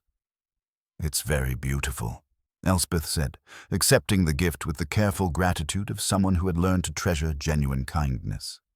Then, because truth had become a habit she was determined to maintain, she added quietly, "The other brooch, the jet one. I can't think of it without feeling as if I've swallowed soot." Miss Marple's pale blue eyes held gentle understanding. "Objects are what people make of them, my dear. Either vessels for secrets or instruments of simple pleasure. You will make this one the latter, I'm quite certain." Elspeth traced the enamel's smooth edge with careful fingers. "They had me carry 2 tiny coffins once at Doughty Street. I thought they were for the prayer room. I didn't understand their real purpose." Her voice steadied as she continued. "When I lifted both together at the fete, I remembered everything. It wasn't just horror that stopped me, though it was that, but also a kind of decision that I would never again carry anything because someone had told me to without knowing what was truly within. That," Miss Marple observed with gentle approval, "is called growing up, and you have accomplished it under extraordinarily trying circumstances. The village heals." The process of communal healing had proceeded with the careful deliberation characteristic of English village life. Frank Cottle had assumed full responsibility for the undertaking business, working with quiet determination to restore its reputation for integrity and professional excellence. He had discovered among Mr. Nettle's papers a detailed account of his growing suspicions about document fraud, along with careful notes about proper procedures for reporting such concerns to authorities. He knew the danger, Frank explained to Miss Marple during her visit to review the business's transition. His professional integrity wouldn't allow him to ignore what he'd discovered, even though he understood it might cost him his life. There's a kind of courage in that, the willingness to do what's right, regardless of personal consequences. The parish registers, scorched and torn during Mrs. Croft's desperate attempt to destroy evidence, had been painstakingly restored through the combined efforts of Reverend Clement and Miss Marple. Evening after evening they had sat at the vicarage table, piecing together lineages like delicate lacework, while Mrs. Clement provided tea and anecdotes about families whose histories stretched back generations. Mrs. Bantry, whose social instincts had initially welcomed Mrs. Croft with such enthusiasm, found herself questioning the reliability of first impressions with characteristic thoroughness. "One prides oneself on understanding people," she confided to Miss Marple, "but that woman deceived everyone completely. How does one distinguish genuine respectability from its counterfeit?" "Perhaps," Miss Marple suggested, "by observing not what people do when they know they're being watched, but the small, unconscious habits that reveal their true nature, the automatic kindnesses that can't be faked, the consistent behaviors that emerge when one believes oneself unobserved." Lessons in human nature, as winter deepened and the village settled into its familiar seasonal rhythms, Miss Marple found herself reflecting on the complex lessons embedded within the case. The murder had been solved and justice served, but the broader questions it raised about trust, appearances, and the nature of evil continued to resonate through the community's collective consciousness. Criminal enterprises of such sophistication succeed not because they're particularly clever, she observed to Reverend Clement during one of their evening conversations, but because they exploit our natural inclination to trust those who present themselves respectably. The solution isn't to become suspicious of everyone, but to develop the ability to distinguish between genuine respectability and its carefully manufactured imitation. Inspector Slack's final report had commended the village's cooperation in exposing what he termed one of the most sophisticated criminal enterprises encountered in recent years. The systematic nature of Mrs. Croft's deceptions had required coordination between multiple law enforcement agencies, and her conviction had helped dismantle an entire network of document forgers and identity thieves. The remarkable thing, he had confided to Miss Marple, is how the entire scheme unraveled from such small observations. Brass screws of different manufacture, face powder on a windowsill, the automatic sorting of hardware by someone with professional experience. Major crimes often reveal themselves through minor inconsistencies. The pattern of justice. As the anniversary of Mr. Nettle's death approached, the village gathered at his graveside for a quiet memorial service. Frank Cottle's hands shook only once as he placed roses on the headstone, then steadied as men's hands do when duty provides the only bulwark against grief. Reverend Clement spoke of a life built upon punctilious kindness and dignity in work that most people avoided until necessity forced them to confront it. Miss Marple, observing the assembled villagers, noted how the tragedy had ultimately strengthened rather than divided the community. The shared experience of deception and its exposure had created bonds of understanding that transcended the usual social divisions of village life. Final reflections.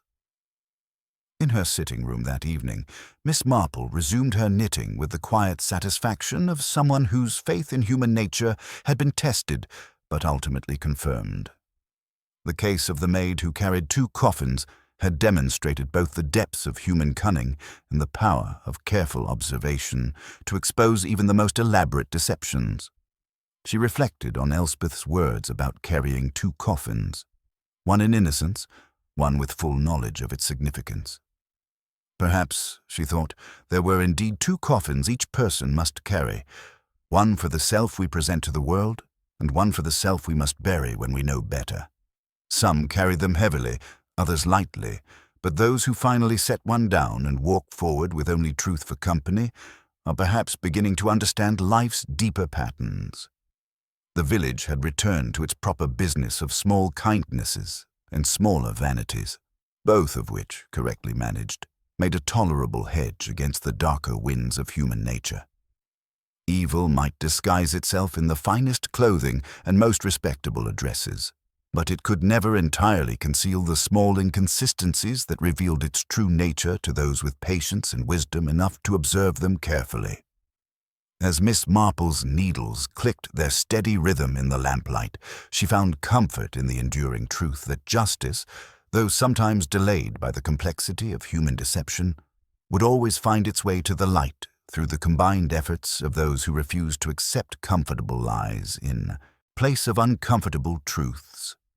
The patterns remained constant, the truth endured, and in St. Mary Mead at least, order had been restored through the simple application of careful observation and unwavering moral courage. The maid who had carried 2 coffins had found her peace, the village had discovered its strength, and Miss Marple had once again confirmed her faith in the ultimate triumph of truth over even the most sophisticated deception. In her considerable experience, that was the most satisfying conclusion any mystery could provide. The gentle warmth of late spring had settled over St. Mary Mead like a benediction, transforming the village green where such extraordinary events had unfolded into a canvas of renewed life. Primroses dotted the hedgerows with cheerful yellow faces, while the ancient oak trees unfurled their leaves with the patient dignity of witnesses who had seen many seasons of human drama pass beneath their branches. The restoration of order. Miss Marple sat in her accustomed spot by the morning-room window, her knitting needles maintaining their familiar rhythm as she observed the village's return to its natural patterns. 6 months had passed since Mrs. Croft's arrest, and the community had absorbed the shock of sophisticated deception with the remarkable resilience that marked English village life. The extraordinary had been processed, understood, and carefully filed away in the collective memory, leaving behind wisdom without bitterness. Wycliffe Hall stood open to the morning light, its windows no longer shrouded in the careful secrecy that had marked Mrs. Croft's tenure. Hugh Abernethy had proven to be everything his fraudulent predecessor was not: genuine in his desire to serve the community, modest in his approach to local leadership, and generous in his recognition of those who had suffered during the deception. His establishment of the Silas Nettle Memorial Fund, dedicated to supporting parish clerks and small undertakers who reported irregularities with courage and integrity, had been announced with characteristic understatement at the Easter vestry meeting. Usefulness and symbolism, Miss Marple had written in response to his inquiry about the fund's value, are not adversaries, but companions when placed at the service of decency. She had added a gentle suggestion about including training in proper record-keeping, for as her old schoolmistress had observed, a careful book is half a conscience. The flowering of new lives. At the market, basing circulating library, Elspeth Hart had discovered not merely employment, but genuine purpose. Under Mrs. Marchmont's patient guidance, she had blossomed into someone whose quiet competence and authentic warmth drew patrons from neighboring villages. Her recommendations carried particular weight among those seeking literature that addressed moral complexity without descending into cynicism. More significantly, Elspeth had begun writing, tentative efforts at first, then with growing confidence, documenting her experiences for a London charitable organization that assisted women who had been exploited by criminal enterprises.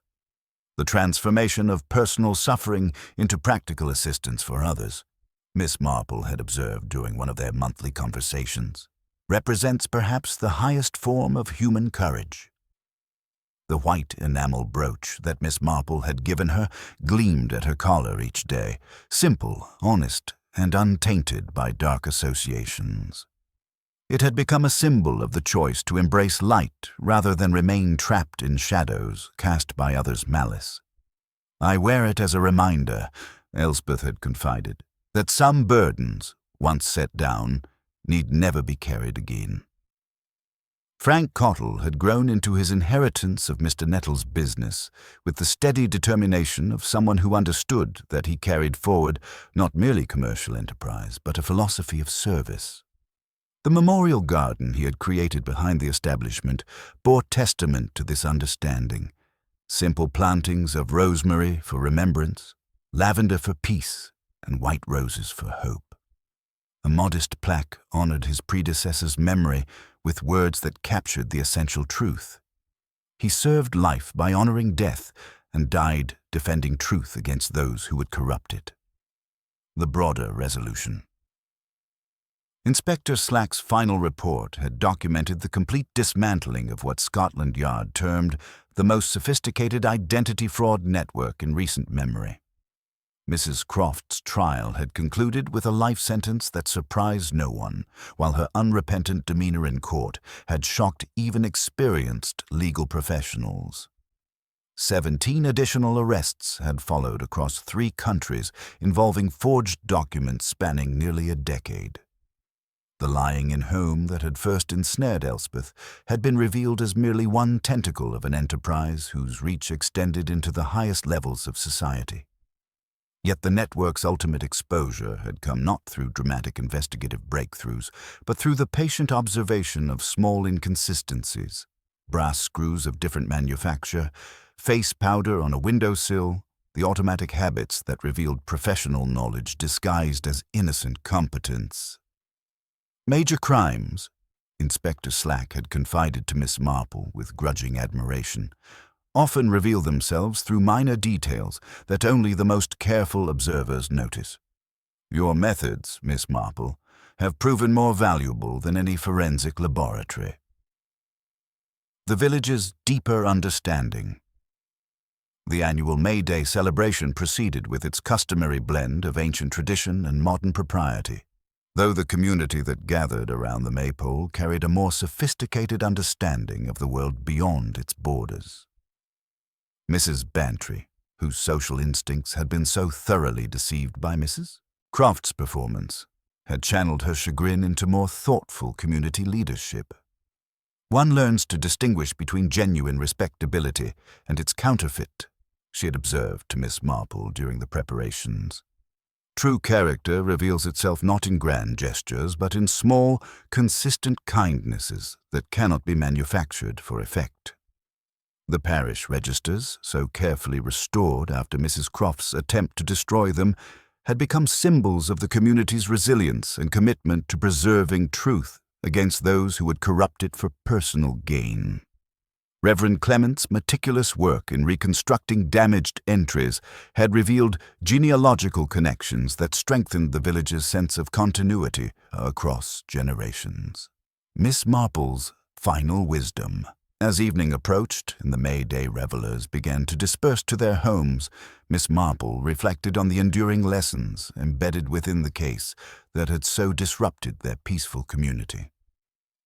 The murder had been solved and justice served, but its deeper significance lay in what it had revealed about the nature of evil and the power of ordinary people to resist it through careful observation, moral courage, and unwavering commitment to truth. Human nature, she murmured to Mrs. Clement as they watched children playing where murder had once been committed, remains remarkably consistent across all circumstances.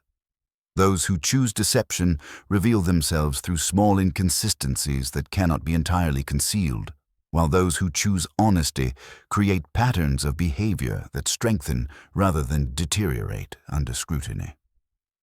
The case of the maid who carried 2 coffins had demonstrated that each person must indeed carry 2 burdens, one for the self we present to the world, and one for the self we must bury when we choose to live according to truth rather than convenience. Elspeth had finally set down the heavier burden and walked forward with only honesty for company, discovering in that choice the beginning of genuine peace. The enduring pattern. In her sitting room that night, Miss Marple resumed her knitting by lamplight, working on a christening gown for the vicar's newest grandchild. The pattern was intricate but not complex, a design that would reveal its full beauty only when completed, though each individual stitch served its essential purpose in creating the larger whole. Rather like life itself, she reflected, where individual actions might seem insignificant, but ultimately combined to create patterns of meaning that transcended their separate components. The village had returned to its proper business of small kindnesses and smaller vanities, both of which provided essential bulwarks against the darker currents of human nature. As the last light faded from her window, Miss Marple smiled with the gentle satisfaction of someone whose work, like her knitting, would endure long after its creator had passed into peaceful rest. The maid who had carried 2 coffins had found her liberation, the village had discovered its strength, and once again truth had triumphed over even the most sophisticated deception through the simple but profound power of careful observation guided by unwavering moral courage. The patterns of human nature remained constant, she knew, and those who learned to read them with both compassion and clarity would always find that justice, however delayed by the complexity of human deception, would ultimately emerge into the light. In St. Mary Mead, at least, that ancient truth continued to hold, season after season, mystery after mystery, as reliable as the changing of the leaves and as enduring as the human heart's capacity for both folly and redemption.